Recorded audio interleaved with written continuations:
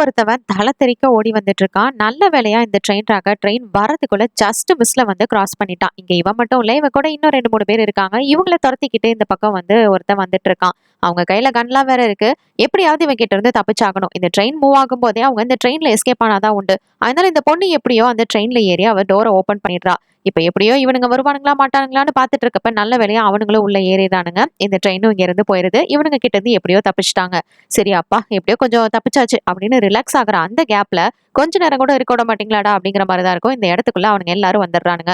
இந்த இடத்துக்குள்ள எப்படி வரணும்னு உங்களுக்கு நல்லாவே தெரிஞ்சிருக்கு. நீங்களா பிரிவில்லாதவங்க தானே, நட்பா அப்படின்ற மாதிரி கேட்க, ஆனா ஒன்ன பார்த்தா கொஞ்சம் கூட பயமே இல்லாத மாதிரி இருக்கே அப்படின்ற மாதிரி இவன் பேசுறான். உங்களுக்கு தேவை சிட்டிக்கு போகணும் அவ்வளவுதான் அப்படின்னு சொல்ல, ஆனா நீங்க தான் எங்களோட இடத்த டேமேஜ் பண்ணீங்க தெரியும்ல. இப்ப வந்து இந்த ட்ரெயின் தான் போயிட்டு இருக்கு, அதனால எதுவும் பிரச்சனை பண்ணாம இருந்தா நல்லது அப்படின்ற மாதிரி சொல்ல, இது எல்லாமே வந்து போல்ட்ஸ் அப்படிங்கிற மாதிரி சொல்றான். இதெல்லாம் யூஸ் பண்ணி தான் நாங்க உங்களுக்கு துணியே வந்து செய்றோம் அப்படின்ற மாதிரி பேசுறாங்க.